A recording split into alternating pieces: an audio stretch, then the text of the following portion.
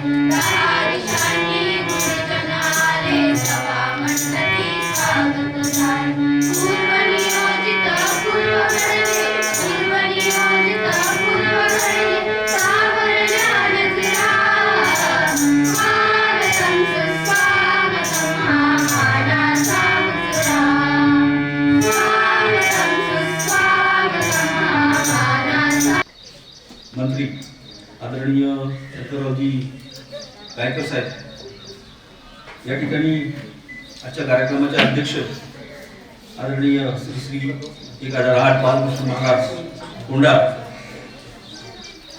तसेच भाजप पक्षाचे सरचिटणीस आदरणीय सीतारामजी भांगरे, आदिवासी उन्नती सेवा मंडळाचे अध्यक्ष भगतजी घाणे, या ठिकाणी सर्वच मान्यवर, प्रदीपजी भाटे, विश्व हिंदू परिषदेचे सर्व मान्यवर पदाधिकारी, संस्थेचे सर्व सदस्य, शाळेचे प्राचार्य,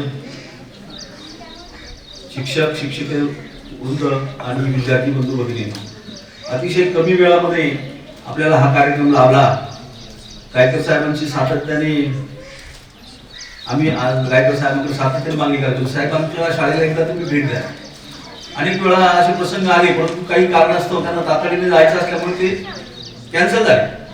परंतु आज अचानक प्रदीपजी भाटेंचा फोन आला आणि त्यांनी सांगितलं, सर गायकर साहेब आलेले आहेत आणि आपल्याला वेळ पाहिजे असेल तर आपल्याला मिळेल। आणि त्याप्रमाणे आम्ही घाईत गडबडीत वेळ घेतली।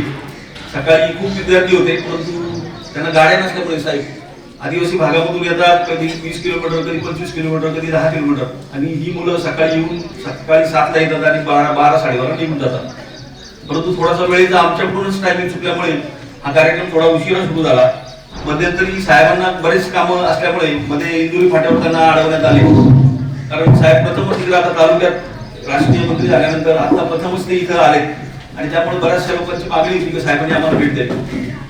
विश्व हिंदू परिषदेचे ध्येय धोरण मांडण्याचं काम या आपल्या तालुक्यात जन्म घेतलेले ब्राह्मणवाड्यामध्ये त्यांनी जन्म घेतला आणि मुंबई सारख्या ठिकाणी राहून एक चांगलं काम उभं केलं, नव्हे तर अनेक संसार वाचवले, अनेक संसार उभे केले, असे आदरणीय शंकररावजी गायकर साहेब यांना एक मोठं पद विश्व हिंदू परिषदेने दिलं, ते आपल्या सर्वांनाच अभिमानाची गोष्ट आहे। जसे नरेंद्र मोदी गुजरात मधून देश पातळीवर गेले आहेत, त्यांनी आंतरराष्ट्रीय पातळीवर आपला ठसा उमटवला, तसाच तसा गायकर साहेबांनी देश पातळीवर उमटवलेलं आहे. ते आंतरराष्ट्रीय पातळीवर सुद्धा काही दिवसात जातील आणि खऱ्या अर्थाने ते गेलेले आहेत. कारण विश्व हिंदू परिषदेची काही ध्येय धोरणं असतील ते राज्य, राष्ट्रीय आणि आंतरराष्ट्रीय पातळीवर राबवले जातात आणि त्याच्यात महत्त्वाचं स्थान गायकर साहेबांना आहे. ही सर्वांच्या दृष्टीने अभिमानाची बाब आहे. अशा साहेबांचा सत्कार या ठिकाणी अनेक कार्यकर्त्यांनी आपल्याला सांगितलं, तुम्ही लवकर घेतला, आम्हाला सांगितलं असं आपण बाजारपेठेत मोठा कार्यक्रम घेतला असता. परंतु मित्रांनो, आपण परत एकदा त्यांचा कार्यक्रम घेणार आहोत. निश्चितपणे ते आपल्याला वेळ देतील. परंतु आज घाई गडबडीत का होईना घराच्या माणसांनी पाठीवर थाप मारली पाहिजे आणि घरच्या माणसांचे आशीर्वाद घेतले पाहिजे, म्हणून हा कार्यक्रम इथं आयोजित केलेला आहे. मी साहेबांना सांगू इच्छितो, साहेब 1992 साली प्रतिकूल परिस्थितीमध्ये या संस्थेचा जन्म झाला. गाईच्या गोठ्यामधून ही आमची जी मुलं शाळा सोडून शाळा बाह्य होते, विशेषतः मुली साहेब, जवळजवळ 30 ते 32 मुली शाळा सोडून घरी बसलेल्या होत्या. कुणी गाई गुरवळत होती, कुणी भांडे घासत होती, कुणी घरीच राहून आपले घरकाम करत होते. अशा मुलींना कलेक्ट केलं आणि 1992 ला आम्ही या संस्थेची स्थापना केली आणि मुलींची शाळाही सुरू केली. परमेश्वर कृपेने आम्हाला सगळ्या गोष्टी साधत केल्या. संघर्ष करावा लागला. अनेक वेळा हायकोर्टात, उच्च न्यायालयामध्ये जावं लागलं. उच्च न्यायालयाने सुद्धा आमच्या प्रश्नाचा विचार केला आणि आम्हाला मान्यता दिली. 1992 ला सुरू केलेली शाळा 1997 ला आम्हाला मान्यता मिळाली. 2000 साली आमच्या शिक्षकांना पगार मिळाला. गेली 12 वर्ष एक तप आमचे शिक्षक सातत्याने बिगर पगारी काम करत होते. या गोरगरीब मुलांना, आदिवासी भागातल्या मुलांना, ज्या उपेक्षित मुलं आहेत, जे नाहिरे आहेत, त्या नाहिऱ्याच्या मुलांना आम्ही सांभाळत आहोत, शिकवत आहोत. आजही आम्ही वसतिगृहाच्या संदर्भात इथे सुरू करतोय. आदिवासी मुलं जी आहेत त्यांना कुठेही प्रवेश नाही, अशा मुलांना, ज्यांना कमी टक्के मार्क आहेत, अशा मुलांना आम्ही इथे स्वीकारतो आणि काम करतो. साहेब, तुम्हाला सांगायला काही हरकत नाही, वनिता भांगरे नावाची मुलगी गेली 4 वर्षापासून सातत्याने इथं धुणे भांडी करायची. 800 रुपयामध्ये तिचा अपंग वडील, तिच्या आई मंदबुद्धी म्हणजे देवांग म्हणतो आपण त्याला, त्या आई वडिलांना ती मुलगी सांभाळायची. आणि हे ज्यावेळेस माझ्या लक्षात आलं त्यावेळेस मी पुढाकार घेतला. सकाळ दैनिकामध्ये, त्या वृत्तपत्रामध्ये त्या मुलीची बातमी छापली आणि त्या मुलीला महाराष्ट्रामध्ये मी पोहोचवलं. आज साहेब तिच्या घरामध्ये सर्व आहे, घरदार आहे, घरामध्ये पैसा आहे, तिच्या आई वडिलांना पेन्शन आहे, तिला स्वतःला पेन्शन आहे आणि तिला नर्सिंग कॉलेजमध्ये आता प्रवेश दिलाय. आमचे घोरपडे साहेबांना माहिती आहे, घोरपडे साहेब याच्यामध्ये जातीने लक्ष घालतात आणि अशा पद्धतीने काम करतोय आम्ही. संस्थेने 2 मुली दत्तक घेतात साहेब. एक रतनवाडीची एक मुलगी आहे सोनाली वैराळ या नावाची मुलगी सुद्धा आम्ही साहेब दत्तक घेतलेली आहे आणि तिचं शिक्षणाचा संपूर्ण खर्च आम्ही करतो. वडिलाच्या बहिणीचा सुद्धा, लहान बहिणीचा अनिता नाव आहे तिची, इथं असेल ती, अनिताचा सुद्धा आम्ही खर्च उचललेला आहे. म्हणून संस्था आमच्याकडे काही नाही साहेब, आम्हाला सरकार काही देत नाही. परंतु सरकार जरी देत नसेल तरी आम्ही लोकवर्गणीतून किंवा दात्यांकडून विनंती करू, या मुलांना आम्ही शिकवतो. एक चांगलं काम आमच्याकडून होतंय. तुमचे आशीर्वाद या कामाला मिळावेत ही प्रामाणिकपणाने अपेक्षा आहे. आजच्या कार्यक्रमाला वैभवराव पिचडे येणार होते, त्यांनी मला सांगितले होते की गायकर साहेबांचा आपल्याला सत्कार करायचा आहे. परंतु अचानक त्यांना मुंबईला काही काम निघाले म्हणून ते येऊ शकले नाही. परंतु त्यांच्या प्रतिनिधी म्हणून आमचे भरतराव घाणे, आदिवासी उन्नती सेवा मंडळाचे अध्यक्ष आनंद घाणे आहेत, त्याच्यानंतर गंगारामजी दिंदळे आहेत, तुकारामजी खाडे आहेत, ही सगळी मंडळी इथे आली आहे. कारण साहेब, गायकर साहेब, त्यांना तुमच्याबद्दल आत्मीयता आहे, प्रेम आहे, म्हणून ही सगळी मंडळी इथे जमा झाली. अनेक कार्य बावल्यामुळे काही मंडळी येऊ शकली नाही. त्याबद्दल मी निश्चितपणे पुढच्या कार्यक्रमामध्ये ही मंडळी निश्चित येतील अशा पद्धतीचं नियोजन आम्ही याप्रमाणे करू. आपण आम्हाला वेळ दिला, आमच्यासाठी आलात. आमचे बाबा बाळा महाराज यांना सुद्धा आज खूप गर्दी आहे तिथे, परंतु गायकर साहेब तुमचं नाव ऐकल्यामुळे बाबा आहे ते काम सोडून या ठिकाणी आले. मी सर्वांचंच आभार मानतो. सर्वांचं स्वागत. नमो तस्य नमो तस्य नमो तस्य नमो. आजच्या या सत्कार सोहळ्याकरता आवर्जून माझ्यापेक्षा आपल्या सगळ्यांची सत्वपरीक्षा पाहण्याचं संस्थेने ठरवलेलं आहे आणि खरं तर मी आपल्या सगळ्यांचा क्षमाप्रार्थी आहे. काही कारणास्तव मलाही एक अर्धा पाऊण तास उशीर झाला. श्री स्वामी सेवा संस्था राजूर आयोजित बऱ्याच दिवसापासून मी सरांना म्हटलं होतं की मी एकदा केव्हा तरी शाळेला भेट द्यायला येईल. सरांचा आग्रह होता मी यावं. तर आज 2-3 वेळा त्यांनी तयारी केली आणि माझं अचानक दिल्लीला जाणं झालं, परत बैठक लागली, माझं येणं झालं नाही. मित्रांनो, या सगळ्या धावपळीमध्ये आज योग आला. मी आपला अधिक वेळ घेणार नाही. पहिल्यांदा आपल्याला वचन देतो, थोडस तुमच्या चेहऱ्यावरती हसू बघायला मला आवडेल. कारण कसं आहे, इतक्या वेळ तिष्ठत राहणं हे योग्य नव्हे. पण आपल्या सगळ्यांची जी प्रतीक्षा आहे, आपल्या सगळ्यांचा जो आनंद आहे, हा फार सिगेला पोहोचवण्याच्या अगोदर मी माझे काही मिनिटात माझं वक्तव्य संपवीन. त्याचं कारण असं आहे की आज जो माझा सत्कार त्यांनी ठेवलेला आहे, हा माझा सत्कार नाही, माझ्या कार्याचा सत्कार आहे, माझ्या विचाराचा सत्कार आहे, माझ्या या मातीचा सत्कार आहे. या ज्या विद्येने मला आज इथे घडवलं, मी ज्या तुमच्या समोर जे बोलतोय, त्या विचाराचा जसं मी म्हटलं की तो संघाचा सत्कार आहे. ज्या संघाने मला घडवलं, लढायला लावलं, आज जे माझा परिचय ज्या इतक्या मोठ्या प्रमाणामध्ये दिले, अनेक आया बहिणींना वाचवण्याचं सद्भाग्य, धैर्य, शक्ती मला त्या जगदंबेने दिली, हा त्या जगदंबेचा सत्कार आहे. लक्षात घ्या. ज्या मला परवा सुद्धा एक केशव शंख पथकाने माझा सन्मान केला, म्हणून मी त्यांनाही म्हणताना असं म्हटलं की हा माझ्या केशवाचा सत्कार आहे. ज्याने आपलं घर जाळलं, ज्याने आपलं जीवन जाळलं, ज्याने आपल्या आयुष्याची राख रांगोळी केली, त्या केशव बळीराव हेडगेवारांचा हा सत्कार आहे असं मी मानतो. ज्याने विचाराचं बीज पेरलं. म्हणजे अनेक वेळेला विचार कसा असतो आणि विचार पहिल्यांदा येतो, त्याच्यानंतर संघटन घडतं, त्याच्यानंतर राष्ट्र घडतं, हे लक्षात घ्या. म्हणून हा जो संपूर्ण परिसर आहे, हा जे पंचक्रोशीतलं एक क्षेत्र आहे, मला अभिमान एवढ्या करता वाटतो की इथे इतकी मोठी मोठी माणसं झाली. म्हणजे शांताराम काळेसारखी माणसं झाली, पण आपल्याला आश्चर्य वाटेल म्हणून मी कधीतरी मी एवढं सांगण्याकरता या ठिकाणी आलो. आणि इथे आपण ही क्रांतीची भूमी आहे, उत्क्रांतीची भूमी आहे, हे लक्षात घ्या. आपण इथे राघोजी भांगरेसारखा एक क्रांतिकारक जन्माला आला आणि दयाखोऱ्यातला सामान्यातला सामान्य आदिवासीला ज्याने न्याय दिला आणि इंग्रजांना धरणी माय करून सोडलं, ते राघोजी भांगरे. बिरसा मुंडेच्या विचाराने हा संपूर्ण परिसर भारवलेला आहे, लक्षात घ्या. म्हणून मी अनेक वेळेला सांगतो, मी अनेक ठिकाणी पाहतो या परिसरामध्ये, मी आपल्याला सांगेल या तालुक्याचं नव्हे तर राष्ट्राचं भवितव्य माझ्या समोर बसलंय, लक्षात घ्या.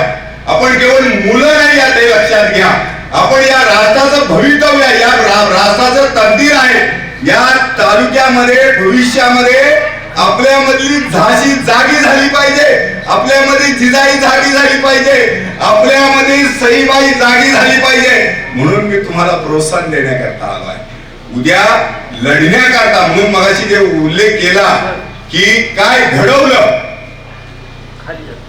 संघाने, काय घडवलं विश्व हिंदू परिषदेने, काय घडवलं, ही बांधिलकी आहे. म्हणून मगाशी म्हटलं, देश हमें देता है सब कुछ, हम भी कुछ देना सीखो. क्या देना है, काय द्यायचं असतं, हे उतराई होण्याचा वेळ आहे. लक्षात घ्या. ज्या भूमीमध्ये आपण जन्माला आलो, ज्या भूमीचे आपण 2 घास खातो, चांगले रस्ते झाले, सगळ्या चांगली लाईट आली, विकास झाला, माणूस या ठिकाणी घडला का? या ठिकाणी माणूस नाही घडला. आज आपण जर पाहिलं आणि खरं हे आपण थोडंफार वाचलं पाहिजे. आपलं वय जे आहे ना, हे लढण्याचं वय आहे, संकल्प करण्याचं वय आहे. लक्षात घ्या बहिणी, तुम्ही केवळ कन्या नव्हे, लक्षात घ्या, वयाच्या 4थ्या वर्षी जिजाबाईने शहाजी महाराजांबरोबर जी रांगोळी खेळली, रंगपंचमी खेळली, आयुष्यभर ज्या जिजाबाईने हे स्वराज्य उभं केलं, ती या ठिकाणी भोसल्यांची, जाधवांची कन्या म्हणून भोसल्यांच्या घरात गेली, त्या जिजाईने स्वराज्य उभं केले, हे लक्षात. म्हणून 4थ्या वर्षी जिने स्वराज्याची स्वप्न पाहिली, प्रतिशोधाची स्वप्न पाहिली, जिने प्रतिशोधाची केवळ स्वप्न नाही पाहिली, तर आपल्या पोटाला असा शूरवीर म्हणून भविष्यामध्ये काय मागितलं पाहिजे. आता येणाऱ्या नवरात्रीमध्ये आपण सगळे पूजापाठ करणार आहोत. आईकडे काय मागितलं पाहिजे, जगदंबेकडे काय मागितलं पाहिजे, सरस्वतीकडे काय मागितलं पाहिजे. या मातीकरता पुत्र मागितले पाहिजे, असा भाऊ मागितला पाहिजे, असा बाप मागितला पाहिजे. हे मी तुम्हाला सांगण्याकरता या ठिकाणी आलोय. आज जे काही तुमच्या संपूर्ण देशभर आज लहान मुलींवरती जे काही बलात्कार होत आहेत, अत्याचार होत आहे, त्या अत्याचाराचा प्रतिशोध घेण्याची शक्ती आपल्यामध्ये आली पाहिजे, हे लक्षात घ्या. म्हणून मी अनेक वेळाला सांगतो, ना मुझे मोदी चाहिए, ना गांधी चाहिए, ना समाजवादी चाहिए, मुझे वो सिंदखेड़ की वो साध्वी चाहिए जिसने छत्रपति शिवाजी महाराज जैसा एक नरवीर जन्म को दिया. असा छत्रपती शिवाजी महाराज या भूमीमध्ये जन्माला जिजाई झाली म्हणून आपण म्हटलं 350 वर्ष. जिजाईच्या पुण्यतिथीला 350 वर्ष हे चालू आहे. अहिल्याच्या पुण्यतिथीचे ही त्रिशताब्दी चालू आहे. म्हणून मी आपल्याला मुद्दाम या ठिकाणी सांगतो, तर झालं तर काय झालं पाहिजे. म्हणून आपण म्हणतो झालं तर सह्याद्रीचा दगड झालं पाहिजे, झालं तर या भूमीची माती झालं पाहिजे. काय झालं पाहिजे आपलं, हे झालं पाहिजे. देश हमें देता है सब कुछ, हम भी सब क्या देना है तो ये देना है. म्हणून परमेश्वराकडे नारदाने काय मागितलं. नारदाने एकदा ब्रह्माला सांगितलं की सगळ्यात सुंदर कोण आहे, तुला कोण आवडतं तुम्हाला देवा. तर नारदाने काय सांगितलं, ब्रह्मदेवाने काय सांगितलं की मला या सृष्टीवरचा जो खाली दिसतो ना तो माणूस आवडतो. नारद मुनी रागवले, ज्याचा मी 24 तास नारायण नारायण नारायण ज्याचा घोष करतो, रात्रंदिवस ज्याचं स्मरण करतो,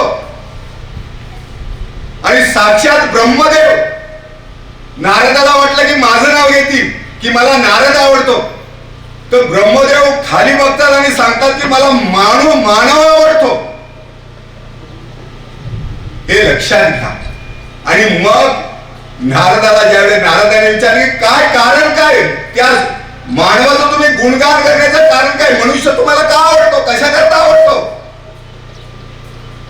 त्यावेळेस त्यांनी नारदाकडे एक कटोरा दिला आणि तो तिळावून तो भरलेला दुधाचा कटोरा नारदाकडे दिला आणि त्याने सांगितलं या त्रिलोकात एक चक्कर मारून या,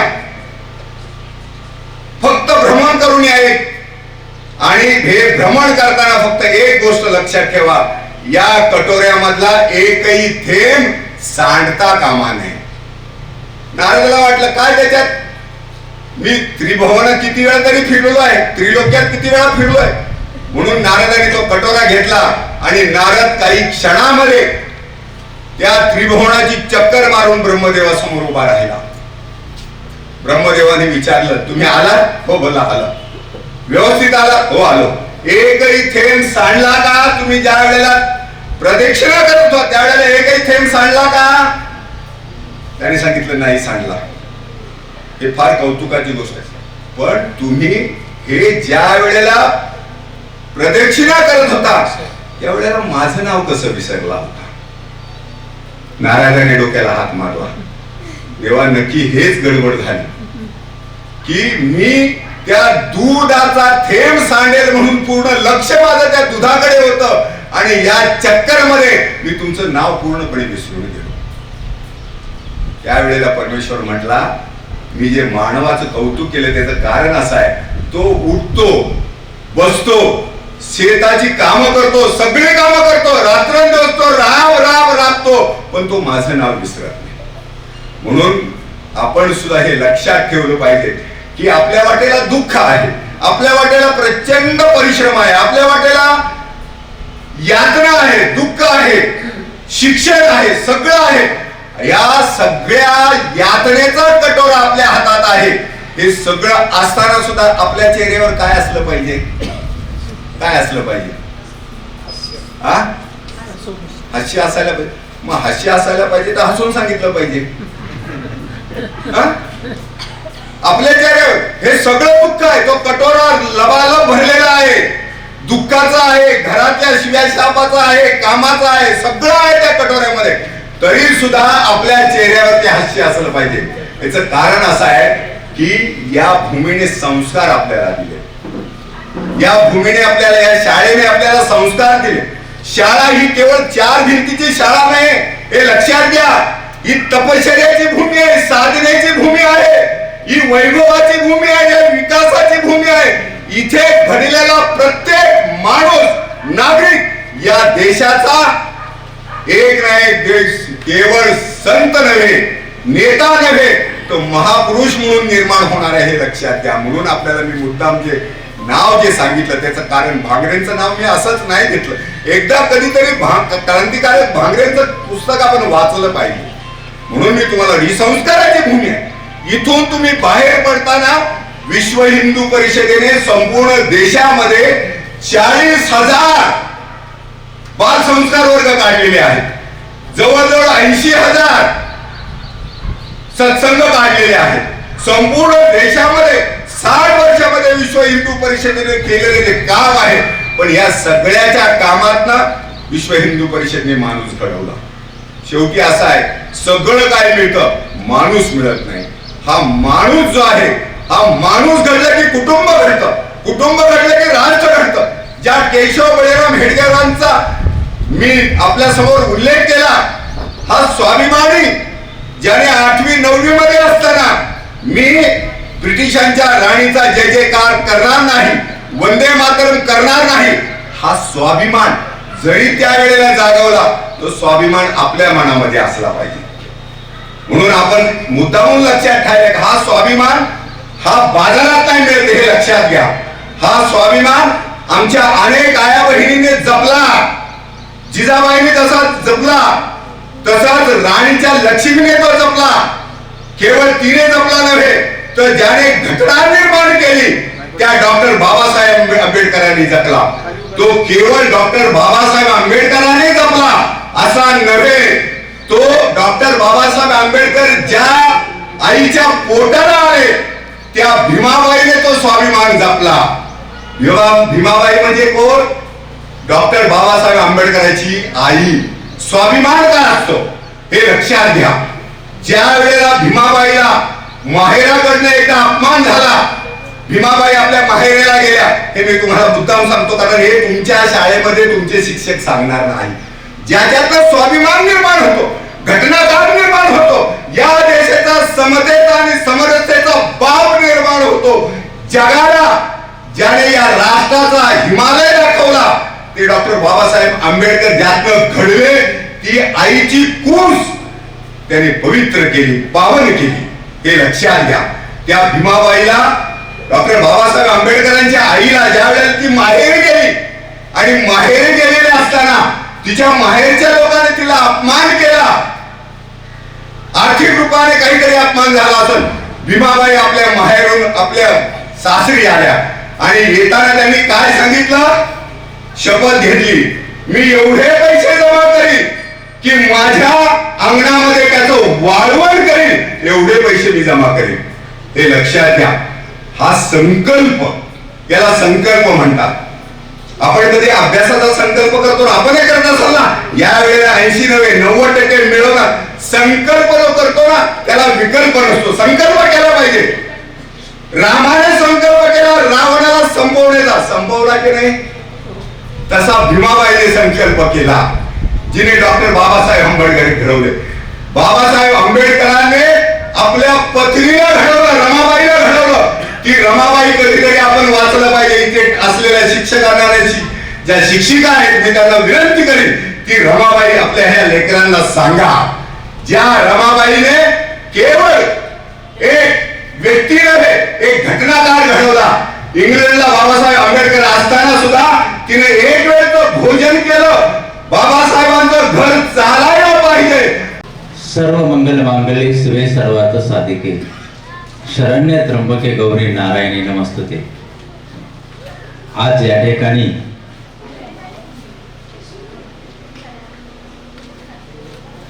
अखिल भारतीय सहमंत्री राष्ट्रीय प्रवक्ते विश्व हिंदू परिषद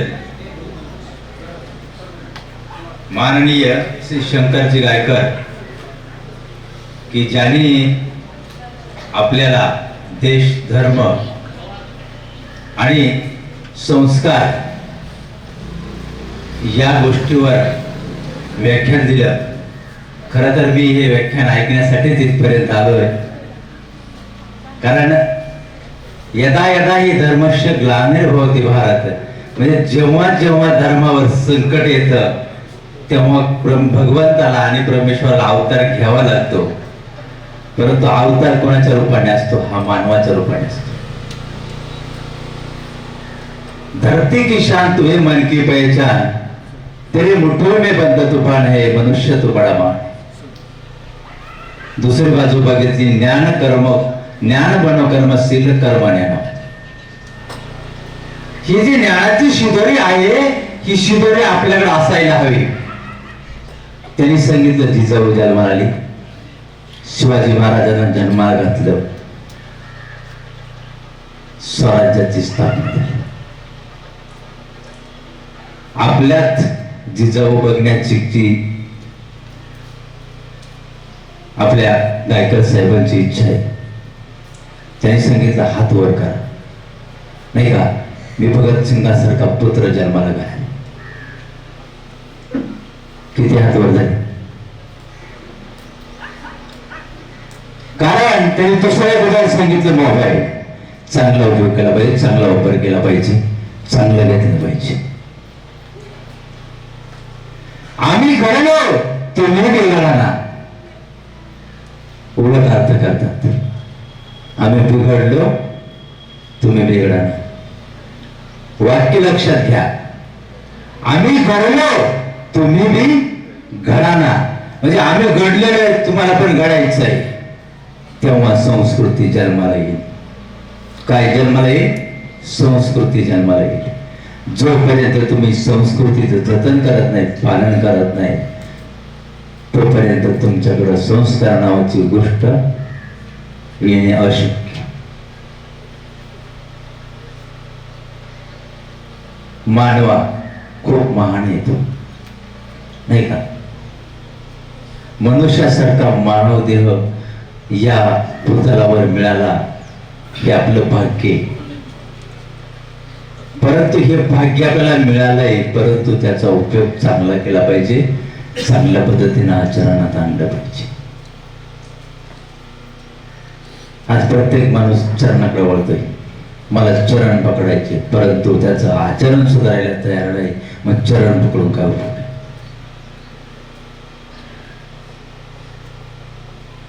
ज्यावेळेस अयोध्येमध्ये राम जन्माला आला, कर्मभूमी, धर्मभूमी आणि कार्यभूमी ही कर्तृत्वाची बेरीज. माणूस इतकं हुशार आहे ना, म्हणे बघितलं. काय बघितलं? की लंका सोन्याची आहे. माणसांना नेलं तर प्रत्येक माणसाला इच्छा वासना तयार होईल. या लंकेमध्ये सीतेला नेलेलं होतं आणि या लंकेमध्ये सीतेचं परत येण्याचं कार्य चालू होतं, परत आणण्याचं. मग रामाने का बरं माणसं नेली नाही? कारण आम्हाला माहित होतं की माणसं नेले तर ही सोन्याची लंका ही खिशात घालून सुद्धा सोनं आणू शकतात. ही वासना. कारण का तर मानवाकडे संस्कार नावाची गोष्ट कमी आहे. प्रत्येक वानराने युद्ध केलं, ती युद्ध केल्यानंतर लंकेत सीतेला परत आणलं, परंतु सोन्याचा एकही तुकडा परत आणला नाही. कारण या वानरांकडे काय नव्हतं? इच्छा नव्हती. काय खावं त्यांना माहित होतं, कंदमुळं फळं खावं, आपलं जीवन चांगलं बनावं. आणि संस्कार नावाची गोष्ट ही त्यांच्याकडे होती. कोणाकडं? वानरांकडं. साहेबांनी सांगितलं की आता राज्य माकडांचं आहे, बरोबर ना, या झाडावरून त्या झाडावर. परंतु आताची माकडं आणि पूर्वीची माकडं हा फरक आहे. का फरक आहे? तर त्यांच्याकडे आचरण होतं, आता आचरण राहिलं नाही. हे आचरण बदललं. जोपर्यंत तुम्ही आचरण सुधारत नाही पण तोपर्यंत संस्कार घडत नाही. संस्कार घडत नाही तोपर्यंत संस्कृती घडत नाही. ही संस्कृती घडण्यासाठी आपल्याला आचरणाची गरज आहे. ही खूप महत्वाची. तुम्ही आचरण हे सुधारलंच पाहिजे. त्यांनी दुसरं एक उदाहरण सांगितलं. 60 वर्षाचा पुरुष आज वाममार्गाला गेला. कशामुळं? चित्र विचित्र संस्कृती, भारतातली संस्कृती सोडून बाहेरची संस्कृती. आपण अभ्यासतो. आपण काय अभ्यासायला पाहिजे? सकाळी नित्यनेमाने पूजा करणं. मी मागच्या वेळेस एक उदाहरण दिलं होतं. सकाळी उठल्या उठल्या कोण आपल्या आई वडिलांच्या पाया पडतं? किती जण आहेत? हात वर करा. एकच फक्त वर. साधारण 3 ते 4 हात वर करा. हे का घडलं पाहिजे? आई वडिलांनी सुद्धा ही जबाबदारी पार पाडली पाहिजे. महत्वाचं कारण आहे. आपली मुलगी, आपला मुलगा मोबाईल बघतो. मोबाईल मध्ये नेमका अभ्यासच बघतो का वेगळं काय बघतो? ही बघण्याची जबाबदारी माता पित्याची. जर मुलं घडवायचे असतील तर हा अभ्यास आपण केला पाहिजे. या अभ्यासाची गरज आहे. कारण जरी स्पर्धेचं युग असेल पण स्पर्धेच्या युगामध्ये सुद्धा चांगलं घ्या. चांगलं घेण्याची ज्यावेळेस आपण आपल्याकडे क्षमता ठेवू त्यावेळेस नर करणे करेगा तो नर का नारायण बनेगा. आपण चांगले विद्यार्थी घडवू, चांगलं कार्य करू, कुणीतरी महान योद्धा बनवू, नाही का? कुणीतरी संत बनेल, कुणी डॉक्टर बनेल, पण देशाच्या सेवेसाठी बना, देशाच्या हितासाठी बना. कारण आज फक्त झालंय ते आपलं स्वतःच हित. जो दुसऱ्यासाठी जगला तो खरा माणूस. देणाऱ्याने देत जावे, घेणाऱ्याने घेत जावे, घेता घेता एक दिवस देणाऱ्याच्या हात घ्यावी. जे घडलंय, कारण आपण बघतो इतिहास, घडून गेलेल्या घटना. परंतु असं कधी विचारलं का त्याने कुठंतरी काहीतरी घडवलंय, आपल्याला घडवायचे? हे घडवण्यासाठी हा मानवदेह आणि हे घडवलं पाहिजे. आपण या विद्यालयामध्ये येता खूप परिश्रम करून हे विद्यालय उभं केलंय हे आम्ही डोळ्यांनी बघतोय. कारण प्रत्येक गोष्ट आपल्याला मिळवावी लागते, प्रत्येक ठिकाणी तोंड द्यावं लागतं. प्रत्येक गोष्ट सातत्याने मिळेलच हा पण त्याच्यामध्ये 8 तास नसतो. मी अनेक वेळा या विद्यालयामध्ये येतो, बघतो तर चाललेली धावपळ. कारण करावं तेवढं कौतुक कमी. हा सातत्यपणा आज या संस्था चालकाच्या रूपाने इथे उभा राहिला, नाही का? छोटं रोट होतं, आज मोठं झालेलं आहे आणि अजून मोठं व्हावं हा संकल्प याच्या पाठीमागचा आहे.